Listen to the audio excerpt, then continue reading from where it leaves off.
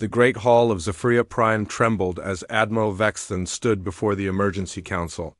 His blue skin had turned pale and his forearms shook with exhaustion. The news he brought would change everything for the civilized galaxy. 17.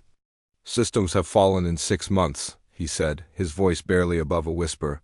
The Krellian Empire shows no mercy. They destroy everything in their path. Our combined fleets are scattered. We have lost over 3 million ships and countless brave souls. Chancellor Mordai rose from her crystal throne, her tentacles writhing with worry. She had ruled the Galactic Council for 200 years and had never seen such darkness. The other council members sat in stunned silence. The Ethereal Republic, the Zephyrian Federation, the Crystal Alliance, all their mighty civilizations meant nothing against the Krellian war machine. What options do we have left? She asked, though she feared the answer. Admiral Vexton pulled up a holographic display showing the galaxy. Red markers showed Krellian-controlled space spreading like a disease across the star map. We have perhaps 3 months before they reach the core worlds. Our military advisors suggest we prepare for evacuation protocols. A gasp echoed through the hall. Evacuation meant abandoning billions of civilians to certain death. The Krellians did not take prisoners. They consumed entire worlds, stripping them of resources before moving to the next target. There is one option, said Commander Zaltik from the far corner of the hall. The old warrior rarely spoke in council meetings, but when he did, others listened. Protocol 7. The council members looked at each other with fear and disgust. Protocol 7 was the ultimate desperation measure, recruiting primitive species as mercenaries. It had been created centuries ago but never used. The very idea of asking lesser civilizations for help felt shameful to the proud galactic powers. The Outer Rim worlds, Zaltik continued, some show promise despite their backward technology. There is one planet called Earth. Its inhabitants are violent but surprisingly resourceful. They have been fighting wars for their entire existence. Chancellor. Mordai felt sick at the thought. You want us to hire barbarians? These humans barely understand space travel. What could they possibly do against the Krellian Empire? They possess something we have lost, Zaltik replied. Unpredictability. The Krellians expect honor in battle. They follow ancient codes of warfare. These humans follow no such rules. They adapt. They survive against impossible odds. The debate raged for hours. Some council members called it madness. Others pointed out they had no choice. Finally, Chancellor Mordai made the decision that would echo through history. Send the message, she said quietly. Activate Protocol 7. Far away in the solar system, Captain Jake Morrison floated in the cold darkness near Jupiter's moons. His salvage ship Lucky Break drifted slowly through the asteroid field where he made his living, collecting scrap metal and abandoned satellites. The work was hard and dangerous, but it paid better than his old job in the Marines. His crew was small but loyal. Lucy Hayes worked miracles with broken machinery in the engine room. Her hands could fix anything that had circuits or moving parts. Tony Rodriguez served as their medic and all-around problem solver. The former Army doctor had saved their lives more times than Morrison could count. Sam Chun was the best pilot Morrison had ever known. She could fly anything with wings, engines, or rockets. They were eating dinner in the cramped galley when the communication array started beeping. Morrison frowned and checked the display. The signal was coming from deep space, but it was not like anything in Earth's databases. You getting this too? Lucy called from the engine room where she was monitoring the ship's systems. Yeah, something weird, Morrison replied. He activated the main screen and ran the signal through their translation software. The computer struggled with the alien language patterns, but slowly words began to appear. Greetings, inhabitants of Earth. We are the Galactic Council of Civilized Worlds. Our galaxy faces destruction from an enemy that threatens all life. We seek brave warriors to join our cause. In return, we offer technology beyond your current understanding and rewards that will advance your species by centuries. If you accept this call, follow the attached coordinates. Time is short. Many will die if help does not come soon. The four humans stared at the message in silence. Morrison read it 3 more times before anyone spoke. "Well," Tony said finally, "that is definitely not your typical job offer." Sam leaned back in her chair and grinned. "Aliens asking us to fight in their war? Sounds like fun to me." Lucy looked worried. "What if it's some kind of trap, or a test by the government?" Morrison considered their options. They had enough fuel? For maybe 2 more weeks of salvage work before they would need to return to Earth. The job market was terrible and getting worse. His savings were nearly gone. More importantly, something about the message felt real. The desperation in those words seemed genuine. "We vote," he said. "All in favor of checking this out?" 4 hands went up without hesitation. Morrison programmed the coordinates into their navigation system and felt the ship's engines come to life. Whatever waited for them out there, they would face it together. 3 days later, they arrived at the coordinates to find a massive space station orbiting a dead planet. The structure was beautiful and alien, made of materials that seemed to glow with inner light. Dozens of strange ships moved around the station like insects around a flower. "Incoming transmission," Sam announced from the pilot's seat. The screen flickered and showed a being unlike anything in Earth science fiction movies. Chancellor Mordai's tentacles moved gracefully as she spoke, and her voice carried both authority and sadness. "Welcome, humans of Earth. I am Chancellor Mordai of the Galactic Council. You have answered our call for help in our darkest hour. Please dock at Bay 7. We have much to discuss and very little time." Morrison looked at his crew one last time. "Still want to do this?" Their nods were firm and determined. Whatever came next, humanity had just taken its first step into a larger galaxy. The aliens wanted heroes to save them from destruction. Instead, they got 4 humans in a beat-up salvage ship who had no idea what they were walking into. The docking bay was filled with alien technology that made Morrison's head spin. Creatures with too many arms, others that floated instead of walking, and beings made of what looked like living crystal moved around with quiet efficiency. None of them paid much attention to the small group of humans being escorted through the corridors. Chancellor Mordai met them in a room that was clearly designed to impress visitors. The walls showed real-time images of space battles happening across the galaxy. Each screen displayed another defeat for the galactic forces. Morrison watched Krellian ships tear through defensive lines like paper. "The situation is worse than we indicated in our message," the Chancellor said without introduction. "The Krellian biomechanical warriors are unlike anything we have faced. They adapt to our weapons, learn from our tactics, and show no mercy to civilians." She gestured to one screen showing a burning planet. This was the Centauri colony, home to 12 million beings. The Krellians consumed everything useful and left the rest as ash. Tony stepped forward, his medical training making him focus on the humanitarian crisis. "How many refugees are we talking about?" "Billions," Mordai replied. "We simply do not have the resources to evacuate everyone before the Krellians reach the core worlds." Morrison studied the tactical displays. The Krellian advance showed clear patterns. They moved in organized formations, secured supply lines, and established forward bases. It was professional military operation, but it was also predictable. "What have you tried so far?" he asked. Admiral Vexton answered from across the room. "Direct confrontation, fleet engagements, defensive positions. Everything our military academies taught us for 1,000 years. And it's not working," Lucy observed. "So you want us to do what exactly?" "We're 4 people with 1 small ship." The aliens exchanged uncomfortable looks. Morrison realized they had expected something different when they called for help. Maybe they thought humans would arrive in massive fleets with super weapons. Instead, they got a salvage crew in work clothes. "We hoped," Chancellor Mordai said carefully, "that your species might bring fresh perspectives to our military challenges." Sam laughed. "Fresh perspectives? You mean you want us to fight dirty?" The Chancellor's tentacles twisted with what might have been embarrassment. "We are civilized beings.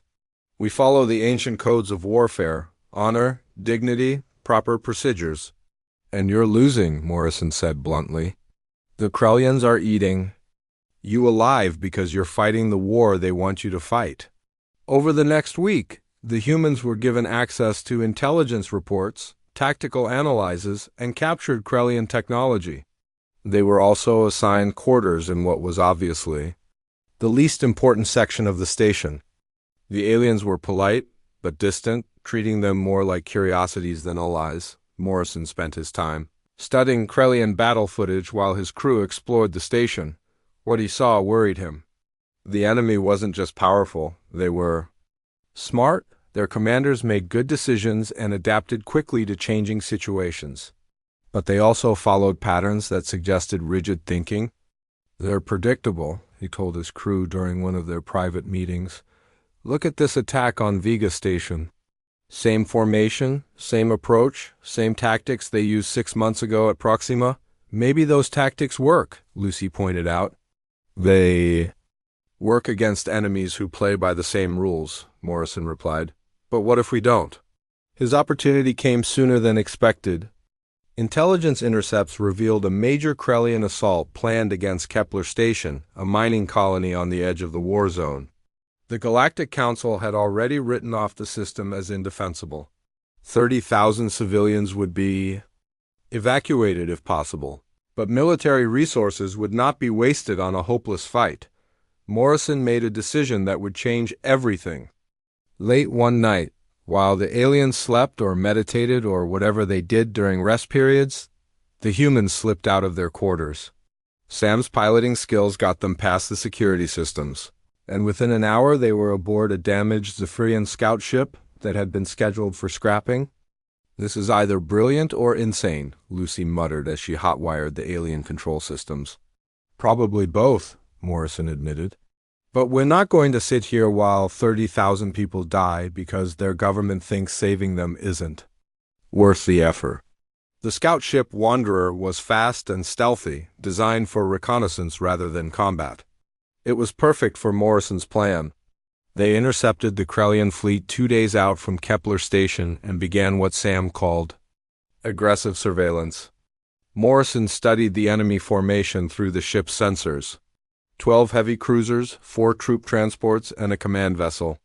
The Krellian commander was following standard doctrine: approach the target, demand surrender, then systematically destroy all defenses before landing troops. Tony, I need you to rig some of our salvage explosives with remote triggers, Morrison ordered. Lucy, can you hack into the mining station's computer systems from here? What are you planning? She asked, but her fingers were already dancing over the alien control interface. We're going to give the Krellians exactly what they expect, Morrison said with a grim smile. Right up until we don't. Kepler Station was a typical mining operation built into a large asteroid. Commander Lisa Park commanded a defense force of 200 volunteers with outdated weapons and no real military training. When the humans contacted her, she was preparing for evacuation. For people in the scout ship want to help defend my station? She asked incredulously. No offense, but I think you're a little outnumbered. Commander, we have a plan, Morrison said. But we need you to trust us and do exactly what we tell you, even when it seems crazy. The Krellian fleet arrived right on schedule. General Thakmor commanded from his flagship Vengeance Seeker, a massive vessel bristling with weapons. He followed proper military procedure, broadcasting a surrender demand to the mining station. Inhabitants of Kepler Station, you will lay down your weapons and prepare for processing. Resistance will result in immediate termination of all personnel. You have 1 hour to comply. Commander Park responded according to Morrison's instructions. General Thakmor, we are a civilian mining operation. We request safe passage for our non-combatant personnel. Your request is denied. Prepare for boarding operations. What happened next violated every rule of civilized warfare. The evacuation ships launched directly toward the Krellian fleet while broadcasting surrender signals. General Thakmor hesitated. His warrior code demanded he not fire on beings who had yielded, but the tactical situation made no sense. Hidden among the refugee vessels, Morrison piloted the scout ship into the heart of the enemy formation. The Krellians detected his ship but assumed it was part of the surrender fleet. By the time they realized their mistake, Morrison was already inside their defensive perimeter. "Lucy, light them up," he ordered. The mining station exploded in a series of carefully placed detonations that sent chunks of rock flying in all directions. The Krellians moved to investigate what they assumed was sabotage by desperate civilians. Instead, they found every corridor and chamber rigged with motion sensors and improvised explosives. General Thakmer led the boarding party personally, expecting to face terrified miners and a few security guards. Instead, his warriors encountered something they had never seen before, an enemy that refused to fight fair. Booby traps, false walls, corridors that led to dead ends filled with explosives. The humans had turned the mining station into one giant puzzle box designed to kill anyone who tried to solve it. Every step forward cost the Krellians casualties. Every room they cleared led to 3 more rooms filled with deadly surprises. "This is not warfare," General Thakmer radioed to his fleet. "This is madness." Morrison's voice came back over the communication channel. "General, this is war. Everything else is just killing." When the dust settled 12 hours later, the Krellian fleet retreated for the first time in their recent history. They left behind damaged ships, confused warriors, and something they had never experienced before, doubt. The humans had saved Kepler Station not through superior firepower or heroic sacrifice, but through sheer stubborn refusal to fight the war their enemies expected. News of the victory spread across the galaxy faster than anyone thought possible. The civilized worlds buzzed with excitement and confusion. How had 4 primitive humans accomplished what entire fleets could not? Chancellor Mordai summoned Morrison and his crew back to Zephyria Prime immediately. When their battered scout ship limped into the docking bay, they were met by crowds of alien reporters and military officials. For the first time since the war began, there was hope in the air, but Morrison knew this was just the beginning. The Krellians would adapt and return stronger. The next battle would be even harder. The galaxy wanted heroes to save them. Instead, they got humans who were willing to do whatever it took to win. The Great Hall of Zephyria Prime had never been so crowded. Representatives from every member world of the Galactic Council pressed forward to get a better look at the 4 humans who had done the impossible. Morrison felt uncomfortable under all the staring eyes and clicking cameras, but he kept his expression neutral as Chancellor Mordai called for order. "The victory at Kepler Station has given us hope," she announced to the assembled crowd. "But it has also raised difficult questions about how we conduct warfare in civilized space." Admiral Vexton stepped forward, his forearms crossed in what Morrison had learned was a gesture of deep concern among his species. The humans' methods were effective, but they violated every principle of honorable combat. Booby traps, deception, attacks on unsuspecting enemies, these are not the ways of advanced civilizations. Morrison exchanged a look with his crew. They had expected this reaction. The aliens were grateful for the victory, but horrified by how it had been achieved. "With respect, Admiral," Morrison said, "honor doesn't matter much to the dead. The Krellians have killed millions of your people while you worried about fighting fair." "But at what cost to our souls?" asked Commander Zaltik. "If we abandon our principles, what separates us from the Krellians themselves?" Tony stepped forward, his medical background making him think about the human cost of warfare. "The difference is why you fight, not how. We're trying to save lives. They're trying to take them." The debate continued for hours. Some council members argued that human tactics were too barbaric to consider. Others pointed out that traditional methods had failed catastrophically. Meanwhile, reports kept arriving of more Krellian victories across the galaxy. Finally, Chancellor Mordai made a decision that would change the course of the war.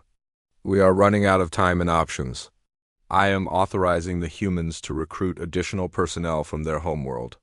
Morrison felt a mix of excitement and worry.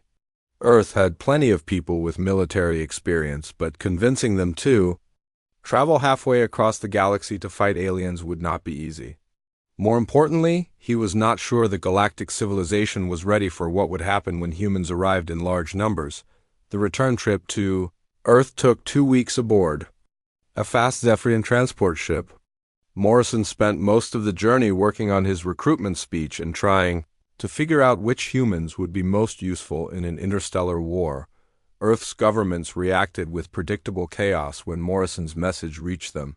Some called it a hoax, others demanded proof, and a few immediately began planning how to exploit the situation for political gain. But word also reached the people Morrison really wanted: soldiers, pilots, engineers, and scientists who understood that someone was asking for help against impossible odds. The first volunteer was Colonel Dan Miller, a Special Forces veteran, who had served in more conflicts than most people could name. He arrived at the designated meeting point with a team of operators who looked like they could fight their way through hell and ask for seconds. "So we're going to space to fight aliens?" Miller asked after Morrison finished his briefing. "That's the general idea," Morrison replied. "Sounds like fun. When do we leave?" Dr. Kate Sullivan was the opposite of Miller in every way except competence. The physicist had 3 degrees and a reputation for solving impossible problems. She brought a team of engineers and scientists who saw the alien technology as the greatest research opportunity in human history. "The applications of this technology could advance our civilization by centuries," she told Morrison. "But first we need to make sure there's still a civilization left to advance." Captain Roy Thompson represented the Air Force with a squadron of test pilots who specialized in flying experimental aircraft. His people were the kind of crazy that made them perfect for operating alien spacecraft. Commander Amy Foster brought naval experience and a strategic mind that immediately began thinking about logistics, supply lines, and the long-term challenges of fighting a war across multiple star systems. Within a month, Morrison had assembled a force of 200 humans, representing every branch of the military plus civilian specialists in dozens of fields. They were not the largest army in galactic history, but they brought something no other species could offer: the accumulated experience of a planet that had never known peace. The journey back to Zephyria Prime was educational for everyone involved. The humans studied alien technology and military doctrine while the aliens learned about human warfare. The cultural exchange was sometimes disturbing for both sides. "Your species has been at war with itself for how long?" asked the Zephyrian liaison officer assigned to help with integration. "All of recorded history," Dr. Sullivan replied matter-of-factly. "We've gotten pretty good at it, but why? What could be worth such constant conflict?" Colonel Miller answered that one. "Resources, territory, ideology, religion, economics, politics, you name it, we've probably fought a war over it. The important thing is we learn something from every fight." When they arrived at Zephyria Prime, the humans immediately began what they called asymmetric warfare preparation. They studied captured Krellian equipment, interviewed battle survivors, and developed countermeasures that seemed to make no sense to their alien allies. Commander Foster's team began planning operations that involved multiple layers of deception and misdirection. Captain Thompson's pilots practiced maneuvers that violated every principle of safe space flight. Dr. Sullivan's scientists worked on technology modifications that the alien engineers considered either impossible or insane, but it was Colonel Miller's special operations training that really worried the Galactic Council. His people practiced scenarios that seemed designed to cause maximum psychological damage to enemy forces while minimizing actual casualties. "You want to capture their commanders and then release them?" Admiral Vexton asked during one planning session. "With false information," Miller confirmed. "Make them doubt their own intelligence reports? If they can't trust what they know, they can't make good decisions. But that's manipulation. It's dishonest." "It's war," Miller replied. "The point is to win while keeping as many people alive as possible. Would you rather we killed them all?" The Admiral had no answer for that. Meanwhile, the Krellian High Command was dealing with the psychological aftermath of their first defeat. General Thakmer had been demoted and reassigned to a backwater garrison, but his reports about human tactics were being studied by every military analyst in the Empire. Supreme Commander Velkoth read the reports with growing unease. The humans didn't fight like any species the Krellians had encountered. They seem to have no concept of honor, no respect for established military doctrine, and no limits on what they would do to achieve victory. More troubling were the intelligence reports about Earth itself. The humans had spent their entire evolutionary history fighting each other with increasingly sophisticated methods.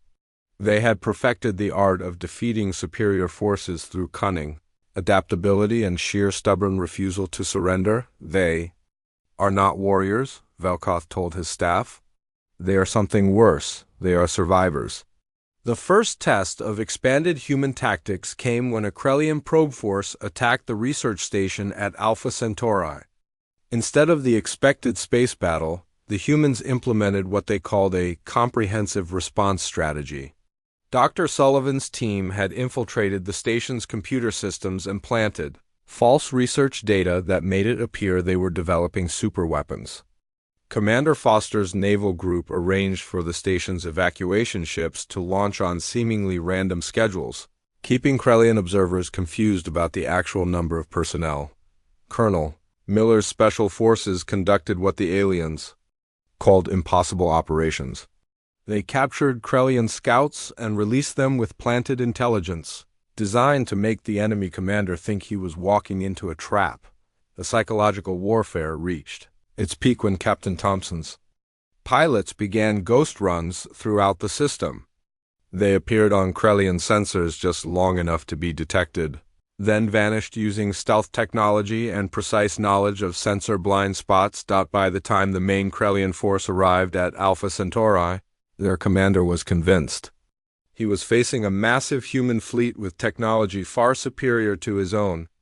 The research station appeared to be defended by invisible ships and impossible weapons. In reality, the humans had evacuated all personnel and equipment 3 days earlier. The Krellians spent a week fighting shadows and chasing sensor ghosts. Before finally realizing they had been completely deceived, the victory was bloodless but devastating to Krellian morale. For the second time in their military history, they retreated without achieving their objective. Even worse, they had been made to look foolish by an enemy that seemed to specialize in fighting unfair. Word of the Alpha Centauri incident spread through both the Galactic Council and the Krellian Empire. The aliens were beginning to understand that humans didn't just fight differently, they thought differently. Where others saw only victory or defeat, humans saw infinite possibilities for creative solutions, but not everyone was happy with the changes.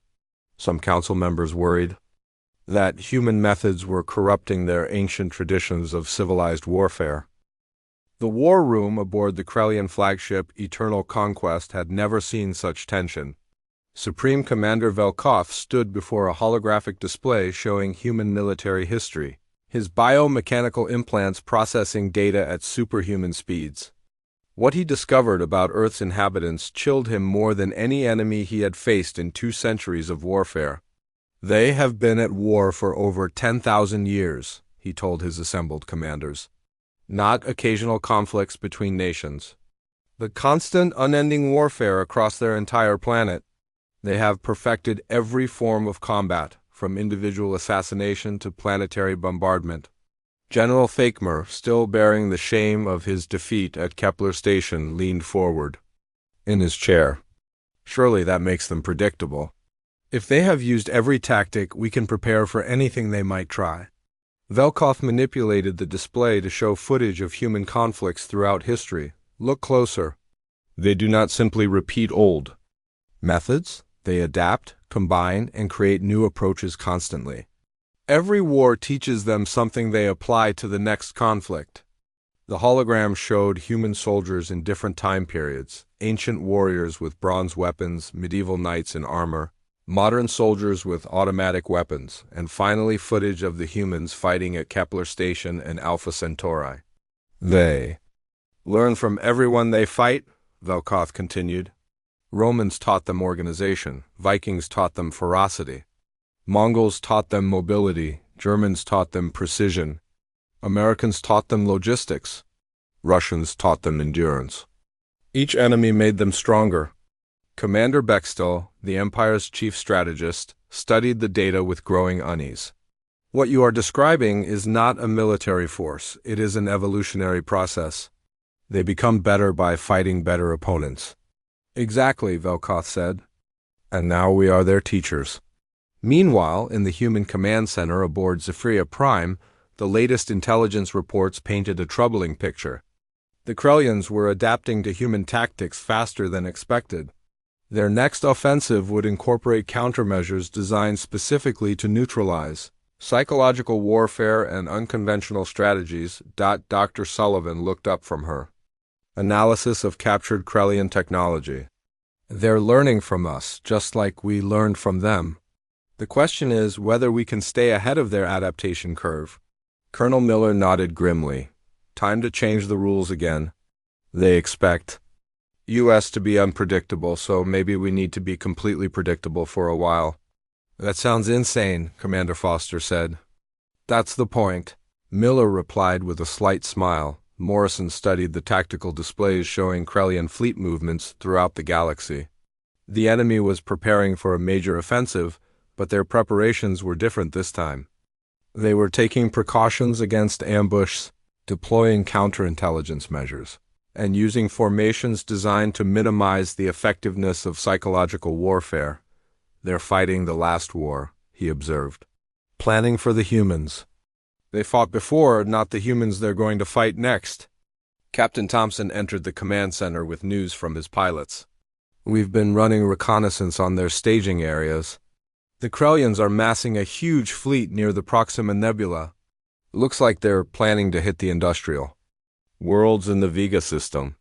Dr. Sullivan pulled up detailed scans of the Proxima Nebula on the main display. Interesting choice of location? The nebula's electromagnetic properties would interfere with most sensor systems.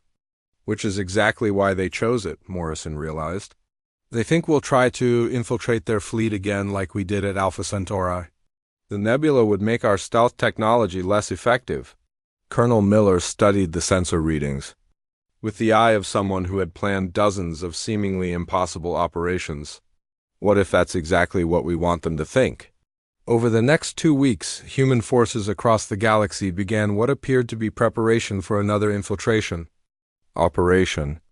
Ships were modified with enhanced stealth systems, special forces teams practiced boarding procedures, and intelligence units gathered detailed information about Krellian fleet security protocols. The activity was obvious enough that Krellian spies easily detected it. Supreme Commander Velkoth felt satisfied that he had correctly anticipated human tactics. The enemy would try to penetrate his fleet using stealth and deception, just as they had before. He prepared accordingly. Extra sensor arrays were deployed throughout the nebula, security patrols were tripled, and every ship in the fleet was equipped with detection equipment designed to identify human infiltrators. What Velkoth did not expect was for the humans to do exactly what they appeared to be planning and make it work anyway. Commander Foster's naval group approached the Proxima Nebula in what looked like a standard formation. The Krellians detected them immediately and prepared for a conventional space battle. This was familiar territory for both sides, the kind of engagement that Krellian commanders had trained for their entire careers. The battle began with long-range weapon exchanges as the two fleets closed distance. The Krellians had superior numbers and firepower, but the humans had something else, perfect knowledge of how their enemies expected them to behave. Instead of trying to avoid detection, Foster's ships broadcast false sensor readings that made them appear larger and more numerous than they actually were. Instead of using stealth to hide, they used the nebula's properties to create phantom signals that confused Krellian targeting systems. Captain Thompson's pilots flew attack patterns that seemed suicidally reckless but were actually calculated to exploit gaps in Krellian defensive formations. They didn't try to avoid enemy fire. They used it to mask their true objectives. The real genius of the operation became clear when Dr. Sullivan's technical teams activated devices they had secretly planted throughout the nebula weeks earlier. The electromagnetic charges created a cascade effect that turned the entire nebula into a massive jamming field. Suddenly, the Krellians found themselves fighting blind. Their advanced sensors were useless, their communication systems were scrambled, and their carefully planned formations dissolved into chaos. The humans, who had been operating in the nebula for weeks, knew exactly how to navigate and fight in the electromagnetic storm. Supreme. Commander Velkoth realized too late what had happened. The humans had not tried to be unpredictable. They had done exactly what the Krellians expected, but they had done it so well that preparation became irrelevant. The Battle of Proxima. Nebula lasted 18 hours and ended with something unprecedented in Krellian military history: the surrender of an entire battle fleet.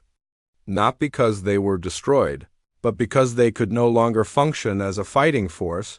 Colonel Miller's psychological operations team had spent the battle broadcasting carefully crafted messages designed to demoralize enemy crews. By the time the electromagnetic storm cleared, half the Krellian fleet was ready to mutiny against their commanders. "This is Commander Morrison of the Galactic Defense Force," Morrison announced on all frequencies as the battle ended. "Krellian vessels, you have fought bravely, but your war is over. Surrender now, and you will be treated with honor and respect." For the first time in their empire's history, Krellian commanders began laying down their arms. Not out of fear, but out of respect for enemies who had proven themselves superior warriors through their complete mastery of warfare itself. Supreme. Commander Velkoth sat in his damaged command center and finally understood what his empire was. Fighting. The humans were not just another enemy to be conquered. They were the evolutionary endpoint of military development, a species that had learned to win wars by redefining what victory meant. News of the Proxima Nebula victory spread across the galaxy like wildfire. The Galactic Council celebrated its first major fleet engagement victory of the war. But more importantly, something had changed in how the galaxy understood conflict itself. The Krellian Empire, which had seemed unstoppable just months before, was now on the defensive. Their rigid military doctrine, which had served them well against conventional enemies, was proving inadequate against opponents who treated warfare as an art form rather than a science. But the victory came with disturbing implications that were only beginning to be understood. The humans had not just defeated a Krellian fleet. They had broken the will of professional soldiers who had never known defeat. The psychological implications were staggering. Dr. Sullivan's post-battle analysis revealed something even more troubling. "We're not just winning battles," she told Morrison privately. "We're changing how an entire galactic civilization thinks about war. The question is whether that's a good thing or not." Morrison looked out at the stars where human ships now patrolled alongside alien allies. The Krellians started this war because they thought they understood warfare better than anyone else. Maybe it's time the galaxy learned that there are always new ways to solve old problems. But in the back of his mind, Morrison wondered what would happen when the immediate threat was over. The humans had proven they could adapt to any military challenge, but could the rest of the galaxy adapt to living with humans who had fundamentally changed the nature of warfare itself? The war was far from over, but already the galaxy was becoming a different place. The Krellian homeworld had not seen such chaos in 1,000 years. Supreme Commander Velkoth stood before the High Council as reports poured in from across the Empire. Fleet commanders were refusing orders, garrison troops were deserting their posts, and for the first time in their military history, some Krellian units were asking for negotiated surrenders instead of fighting to the death. "The humans have broken something fundamental in our warriors," reported General Caxuth, the Empire's chief military psychologist. "They are not just defeating our forces, they are making our soldiers question the very nature of warfare itself." High Chancellor Drakmar, the supreme leader of the Krellian Empire, studied the tactical reports with growing frustration. "Explain to me how 400 primitive aliens have brought our entire military machine to the brink of collapse." Velkoth activated a holographic display showing human military doctrine. "They do not fight to destroy enemies, Chancellor. They fight to make continued fighting impossible or pointless for their opponents. Every engagement is designed to demonstrate that resistance is futile, not because they are stronger, but because they think differently." The display showed footage from recent battles where human forces had captured Krellian positions without killing a single enemy soldier. Instead, they had used psychological warfare, technological superiority, and tactical brilliance to convince their opponents that surrender was the logical choice.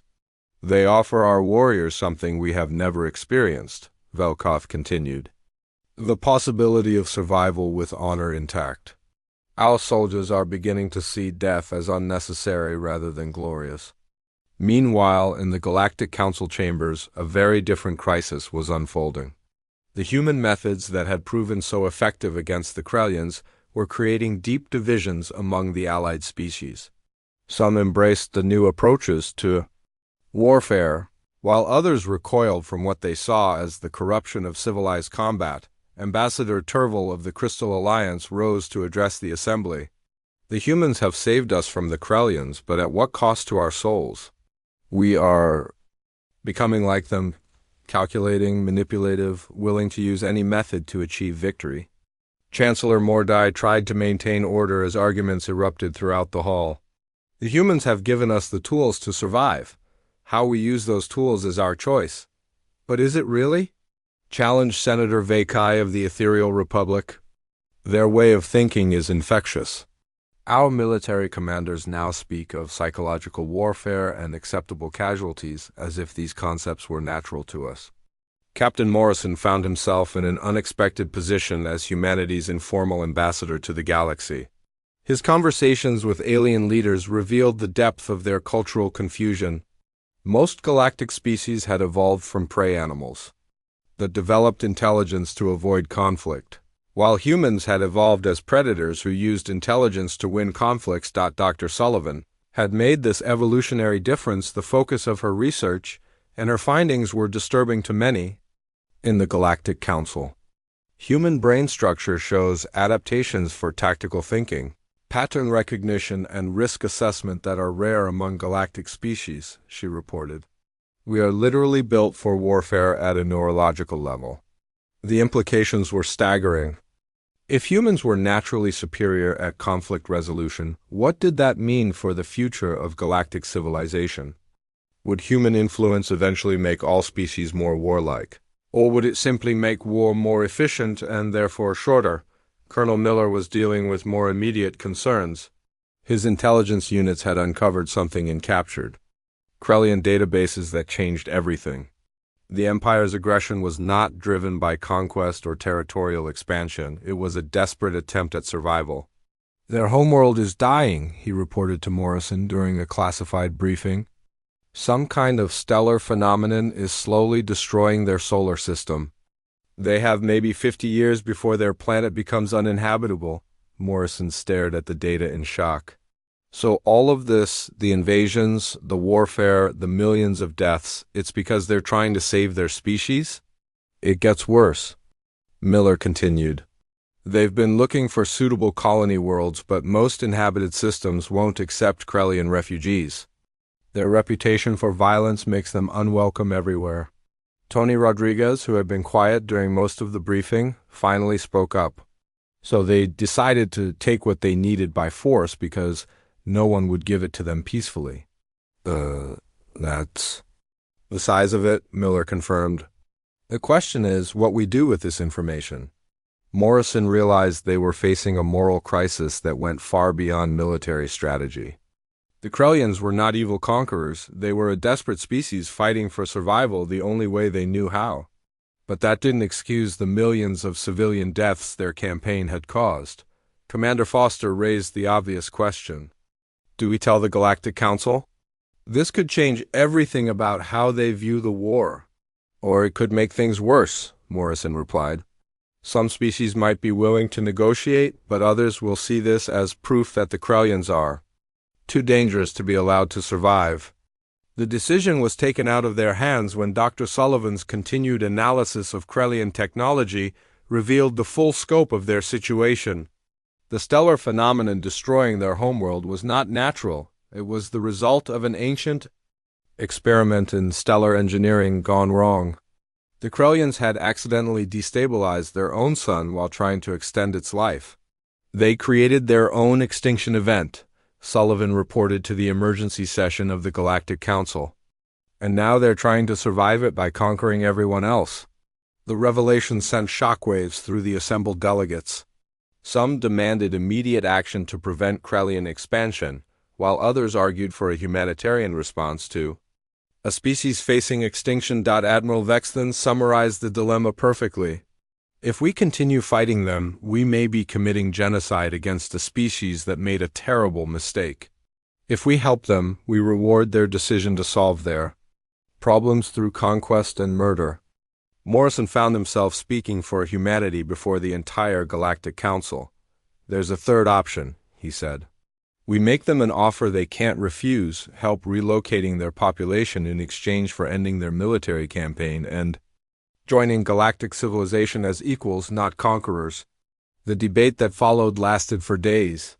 Some species supported the human proposal, seeing it as a chance to end the war without further bloodshed.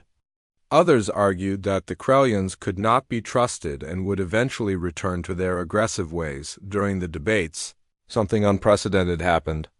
Krellian communication arrays throughout their empire began broadcasting a single message: "We request direct negotiation with human leadership." Supreme Commander Velkoth's message was simple and direct. The human warriors have demonstrated their superiority in all forms of warfare. We acknowledge defeat and request terms for the survival of our species. Morrison realized that the humans had achieved something no galactic military force had ever accomplished. They had not just defeated the Krellian Empire, but convinced them that continued resistance was pointless. The psychological victory was complete, but victory brought its own problems. The humans now found themselves responsible not just for winning a war, but for determining the fate of an entire species. The Krellians were willing to negotiate, but only with the humans they had learned to respect as superior warriors. Chancellor Mordai approached Morrison with the weight of galactic history on her shoulders. Captain, your species has achieved something remarkable. You have ended a war not through destruction, but through convincing your enemies that there were better alternatives to fighting. The hard part is still ahead, Morrison replied. Winning. The war was the easy part compared to winning the peace. As preparations began for direct negotiations between human and Krellian leadership, Morrison reflected on how much had changed since that first desperate call for help. The galaxy had wanted heroes to save them from an unstoppable enemy. Instead, they got humans who proved that no enemy was truly unstoppable if you understood their real motivations. But understanding the enemy had also meant understanding themselves. The humans had learned that their unique approach to warfare came with responsibilities they had never considered. They were not just fighters, they were problem solvers. And the galaxy's biggest problem was figuring out how to live with the solutions they created. The meeting between Morrison and Velkoth would determine whether humanity's gift for warfare could be transformed into a gift for peace. The aliens had called for heroes and gotten humans. Now everyone would find out what humans could do when the fighting was over and the real work began. The neutral station orbiting the dead world of Terminus had been built centuries ago for diplomatic meetings between hostile species. Today, it would host the most important negotiation in galactic history. Captain Morrison stood in the observation deck, watching Krellian ships arrive alongside vessels from the Galactic Council. For the first time since the war began, enemies were coming together to talk instead of fight. Supreme Commander Velkoth entered the main conference chamber without his usual ceremonial armor, wearing instead a simple uniform that bore no symbols of rank or conquest. The gesture was significant. Krellian military culture placed enormous importance on displays of power and status. Captain Morrison, Velkoth said. Offering what Morrison had learned was a traditional Krellian greeting of respect between equals. I come before you not as a conqueror, but as a leader seeking the survival of his people. Morrison studied the alien commander who had nearly brought galactic civilization to its knees. Velkoth was smaller than expected, his biomechanical implants giving him an appearance that was both technological and organic, but his eyes held the intelligence and desperation of someone who understood that this meeting would determine the fate of his entire species. Commander Velkoth, Morrison replied, we're here to find a solution that works for everyone. But first, we need complete honesty about your situation. What followed was a revelation that changed everything. Velkoth activated a holographic display showing the Krellian homeworld, a once beautiful planet now slowly dying as its sun became increasingly unstable. The images were heartbreaking: empty cities, abandoned farms, and millions of people living in underground shelters waiting for their world to end. "We destroyed our own sun trying to extend its life," Velkoth admitted, his voice carrying centuries of guilt and regret. "Our scientists believed they could stabilize the stellar core using gravitational manipulation technology. Instead, they created a feedback loop that will destroy our entire solar system within 50 years. Dr. Sullivan, who had been studying the technical data, looked up from her analysis with genuine sympathy. "How many Krellians need to be relocated?" 4 billion souls, Velkoth replied. "We have been searching for suitable worlds for decades, but no species will accept such large numbers of refugees. Our reputation for warfare has made us unwelcome throughout the galaxy." Morrison understood the terrible logic that had driven the Krellian campaign. Faced with extinction and rejection, they had decided to take by force what they could not obtain through negotiation. It was a brutal solution, but from their perspective, it was the only option left. "So you chose conquest over extinction," Morrison said. "I can understand that choice, even if I can't approve of the methods." Chancellor Mordai, who had been listening from the observation gallery, entered the main chamber with several other council representatives. Her expression showed the internal struggle between justice and mercy that was tearing the Galactic Council apart. "The Krellians have killed millions of innocent civilians," she said. "How can we reward their violence with aid?" Morrison turned to face the assembled delegates. "Because the alternative is genocide. We can punish them for their crimes while still helping them survive. Justice doesn't have to mean extinction." What Morrison proposed next shocked everyone in the chamber. Instead of simply finding new worlds for Krellian colonization, he suggested something far more radical: a complete transformation of Krellian society as the price for galactic assistance. "You can have our help relocating your people," Morrison told Velkoth, "but in return your empire must cease to exist. No more military conquest, no more territorial expansion, no more warrior culture based on domination of others. Your people become citizens of the galaxy, not subjects of an empire." The silence that followed was deafening. Velkoth stared at Morrison as if he had suggested the impossible. Krellian civilization had been built around military strength and conquest for over 2,000 years. Asking them to abandon their warrior culture was like asking humans to stop breathing. "You are asking us to become something we have never been," Velkoth said finally. "We're asking you to become something better," Morrison replied. "Your current path leads to extinction, either through stellar collapse or galactic retaliation. We're offering you a chance to survive by evolving instead of conquering."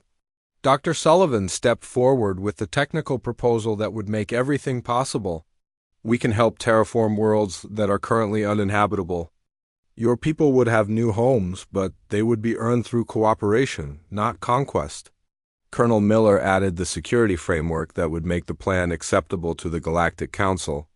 Krellian military units would be transformed into engineering and terraforming cores. Instead of destroying worlds, they would build them.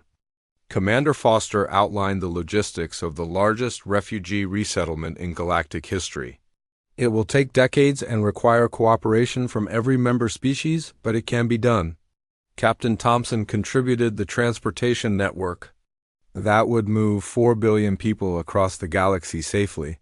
"We'll need to build an entire fleet of colony ships, but Earth's shipyards can handle the construction if other species provide resources." Tony Rodriguez focused on the human element. "That would make the impossible possible. People need hope to make changes this big. We give them a future worth working toward instead of a past worth dying for." Velkoth listened to the human proposals with growing amazement. Where the Galactic Council had seen only problems, the humans saw opportunities. Where others demanded punishment, humans offered transformation. It was the same tactical thinking that had defeated his military forces, but applied to peace instead of war. "Why would you do this?" Velkoth asked. "Your species gains nothing from helping us. We have been your enemies." Morrison's answer defined humanity's role in the galaxy. "Because that's what humans do. We solve problems that other people think are unsolvable. The galaxy wanted heroes to defeat you. Instead, they got humans who want to save you." The negotiations that followed lasted for weeks. Every detail had to be worked out: which worlds would accept Krellian refugees, how former military units would be retrained, what safeguards would prevent a return to aggressive expansion, and how to integrate 4 billion former enemies into galactic civilization. Some council members remained opposed to the plan, arguing that the Krellians could not be trusted. Others worried about the long-term implications of human influence on galactic politics. But as the alternative became clear, continued warfare that would likely end in mutual destruction, opposition gradually faded. The final agreement was signed on the 5th anniversary of the first Krellian attack. Supreme Commander Velkoth formally dissolved the Krellian Empire and accepted the title of Resettlement Coordinator. His first act was to order all Krellian military units to stand down and prepare for their new roles as builders instead of destroyers. 5 years later, Admiral Morrison stood on the observation deck of the new orbital station above New Krell, the first successfully terraformed world in the resettlement program. Below him, former Krellian warriors worked alongside engineers from dozens of species to build cities that would house millions of refugees. Dr. Sullivan approached with the latest progress report. "The terraforming is ahead of schedule. We should be able to accommodate the first wave of colonists within 6 months." Colonel Miller, now General Miller of the Galactic Peacekeeping Force, joined them with news from across the galaxy. The former Krellian Engineering Corps just finished their 3rd successful terraforming project. "Turns out they're as good at building worlds as they were at conquering them." Commander Foster, now Admiral Foster of the Galactic Logistics Command, added her own update. "The colony ship construction program is working better than expected. Other species are starting to request their own terraforming projects." Captain Thompson, test pilot turned director of galactic transportation, grinned as he delivered his report. "The refugee transport network is operating at full capacity. We're moving about 1 million Krellians per month to their new homes." Tony Rodriguez, now director of interspecies medical services, brought the human perspective that had made it all possible. "The psychological adjustment programs are working. Former soldiers are finding purpose in construction instead of destruction. Hope is a powerful medicine." Morrison looked out at the bustling activity below and reflected on how much had changed. The galaxy that had once faced extinction from Krellian conquest was now working together on the largest construction project in history. Former enemies were becoming neighbors. Weapons of war were being transformed into tools of creation. Chancellor Mordai, now retired but still influential, joined the human leadership team on the observation deck. "Captain Morrison, forgive me, Admiral Morrison. I must ask you something that has puzzled me for years." "What's that, Chancellor?" "When we first called for help, we expected heroes, beings of pure purpose who would save us through noble sacrifice and righteous battle. Instead, we received humans who saved us by refusing to accept that any problem was truly impossible to solve. Were we wrong to want heroes?" Morrison considered the question carefully.